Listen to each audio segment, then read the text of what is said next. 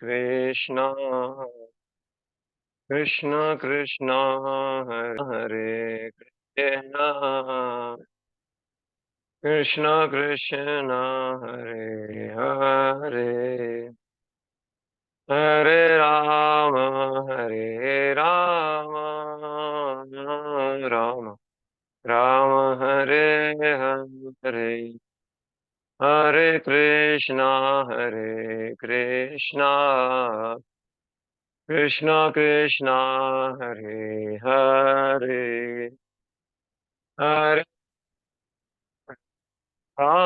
हरे हरे हरे राम राम हरे हरे हरे कृष्ण कृष्ण कृष्ण हरे हरे हरे राम राम राम हरे हरे कृष्ण कृष्ण कृष्ण हरे हरे हरे राम राम राम जय प्रभुपादा प्रभुपादा प्रभुपादा जय प्रभुपादा जय जय प्रभुपाद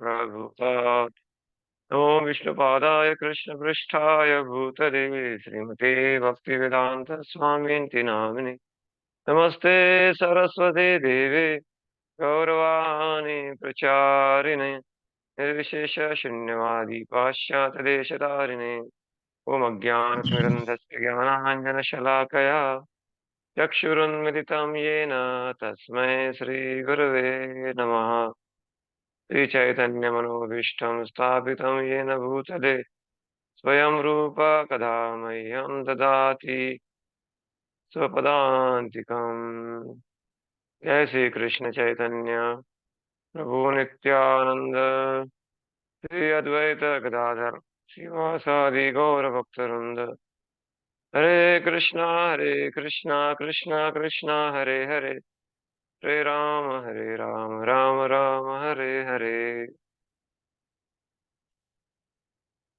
तो हम पिछले बार 69 नंबर का सत्र देखे थे। आप सब लोगों का स्वागत है इस गीता रहस्य सेशन में। और 69 नंबर का सेशन जिसमें हमने 10वां अध्याय भगवत गीता का शुरू कर दिया था, जिसमें भगवान अपने ऐश्वर्यों के बारे में या फिर अपने विभूतियों के बारे में बता रहे हैं। तो इसमें कुछ 2-3 श्लोक रह गए थे, उसको हम पूरा करके ये सत्र को समाप्त करेंगे और फिर आपको फिर से रिकनेक्ट करना है अगले सत्र के लिए। ठीक है, वो पूरा करना है उसको। वो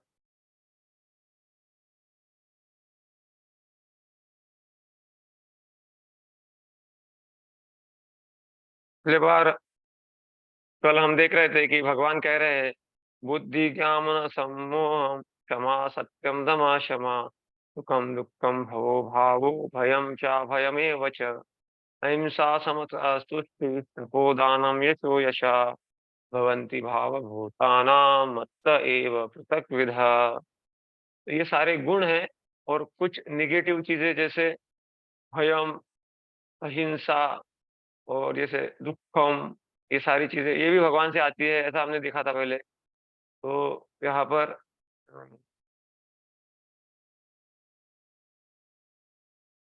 जैसे बुद्धि है, इंटेलिजेंस है। तो बुद्धि से क्या होता है, सही और गलत का समझ होता है। ज्ञान से क्या होता है, अ, इसमें जड़ पदार्थ और आध्यात्मिक पदार्थ क्या है वो समझता है। ये सारा भगवान से आ रहा है, ये श्लोक वो बता रहा था। और तीसरा श्लोक है और डाउट से मुक्ति। हम्म, चौथा पॉइंट, चौथा गुण है सहनशीलता या फिर क्षमा करने का गुण है। और तीसरा है सत्य, सत्य बोलने का जो गुण है। या फिर जो ज्ञान है उसको वैसे के वैसे प्रदान करना, उसको सत्य कहते हैं। और इंद्रियों का दमन और मन का नियंत्रण हर कोई मन का नियंत्रण करना चाहता है कि नहीं? लेकिन जब ये भी गुण भगवान से ही आता है और सुख और दुःख ये भी भगवान से आता है। अंधकार भी भगवान से आता है या फिर दुःख भी भगवान से आता है, ऐसा क्यों कह रहे हैं हम? जैसे मैं पिछली बार उदाहरण दिया था कि जब हम सूर्य की तरफ देखते हैं, तो हमको प्रकाश दिखाई देता है, लेकिन सूर्य को पीठ दिखाएँगे तो हमको परछाई दिखाई देगी, बराबर है? तो सूर्य के कारण ही परछाई दिख रही ना, लेकिन कारण क्या है कि हमने मुख मोड़ दिया इसलिए हमको सूर्य नहीं दिख रहा है, अभी परछाई दिख रही है। तो यही कारण है, इसीलिए भगवान को कारण माना गया है।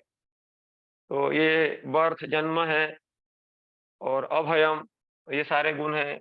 अ, अहिंसा है, समता है और तप है, तप करने की शक्ति भी भगवान से आती है और दान करने की शक्ति भी भगवान ही देते हैं और यश भी भगवान ही देते हैं। तो ये जानकर ये सारा उसको लिस्ट आउट किया गया है, नॉलेज, ज्ञान। तो जब असंभव रहता है तो इससे क्या होता है, जैसे उनके बुद्धि से हम डिसीजन ले सकते हैं, ज्ञान से हम जड़ और जड़ है और जड़ पदार्थ और आध्यात्मिक चेतन पदार्थ में भेद कर सकते हैं। असमोह से हम जो है हम हमारा जो भ्रम है या कन्फ्यूजन है अ, वो दूर कर सकते हैं। सहनशीलता से हम डिस्टर्ब नहीं होंगे। ये सारे प्रैक्टिकल आपको पता है, तो ज़्यादा डिटेल में डिस्कस नहीं करेंगे। तो सत्य से क्या होता है फ़ायदा? इंद्रिय नियंत्रण से क्या होता है? जितने भी गुनाह या फिर गलत कार्य होते हैं, ये इंद्रियों को नियंत्रण ना होने के कारण होते हैं। या फिर मन नियंत्रण नहीं करने होने से इतना साइकियाट्रिस्ट जो है, मनोविकार तज्ञ, उनका दुकान खुला हुआ है। ये मन के प्रॉब्लम के कारण ही खुला हुआ है। तो इस प्रकार से ये सारा अहिंसा, ये सारी चीज़ों के बारे में बताया है। संतुष्टि आजकल कोई संतुष्ट नहीं है, हर कोई असंतुष्टि का अनुभव कर रहा है। तो ये भी संतुष्टि भी भगवान से आती है। कोई भी तपस्या करना नहीं चाहता या कर नहीं सकता, तो ये तपस्या करने की योग्यता भी भगवान से आती है। दान हर कोई करना नहीं चाहता है। दान देने की क्षमता है, फिर भी दान देने की प्रवृत्ति नहीं है, तो वो जो दान देने की प्रवृत्ति वो भी भगवान से आती है। तो यही श्रील प्रभुपाद जी कह रहे हैं कि सारे गुण भगवान से आते हैं और जो भगवान की भक्ति में लग जाता है, उसमें ये गुण अपने आप विकसित हो जाते हैं। यस्यास्ति भक्ति भगवती अकिंचना सर्वे गुणे तत्र समासते सुरा। तो भगवान की भक्ति में जब हम लगते हैं, तो सारे गुण हम में क्या हो जाते हैं? विकसित हो जाते हैं। हाँ, तो विश्वनाथ चक्रवर्ती ठाकुर कहते हैं, तो ये सारे जो गुण हैं अ अ, ये तो एक तो सात्विक होते हैं, राजसिक या तामसिक होते हैं और ये सारे गुण भगवान की शक्ति के द्वारा आते हैं। तो विश्वनाथ चक्रवर्ती ठाकुर कहते हैं कि बुद्धि सफिशिएंट नहीं है या फिर पर्याप्त नहीं है भगवान को समझने के लिए, कि बुद्धि सत्व से आती है और सत्व गुण से भगवान को समझा नहीं जा सकता है, क्योंकि भगवान तीनों गुणों से परे है। तो भगवान को कैसे समझ सकते हैं? तो भगवान की कृपा से ही समझ सकते हैं। तो इस श्लोक में भगवान बताएँगे कि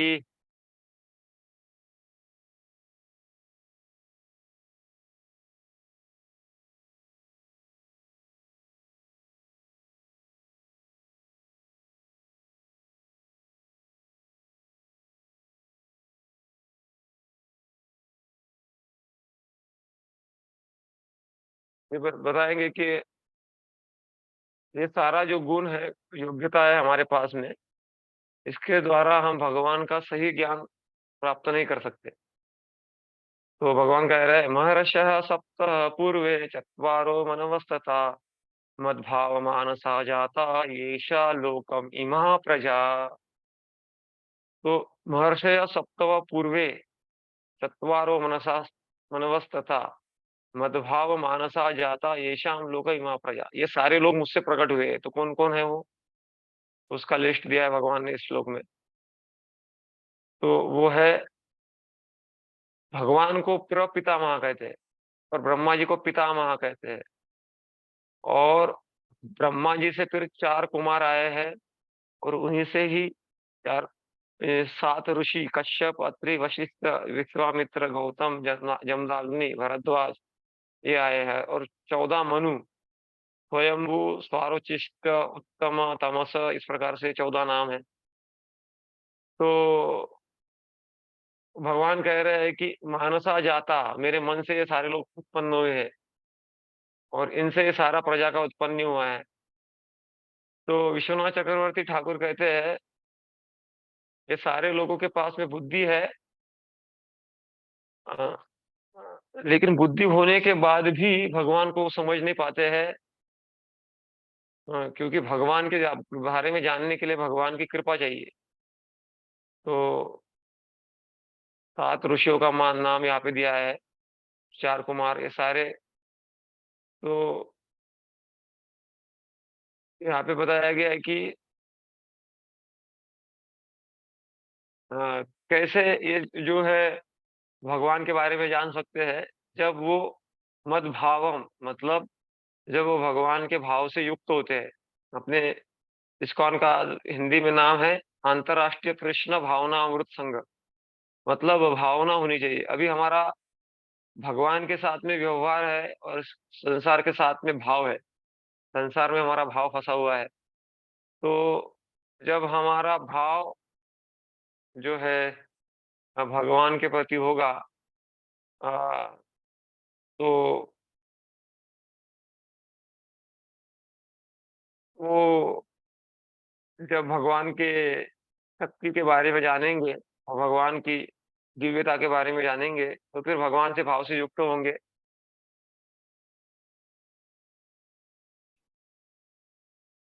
तो एतां विभूति योगम च मम यो वेत्ति तत्वतः सो विकल्पेन योगेन युज्यते नात्र संशयः।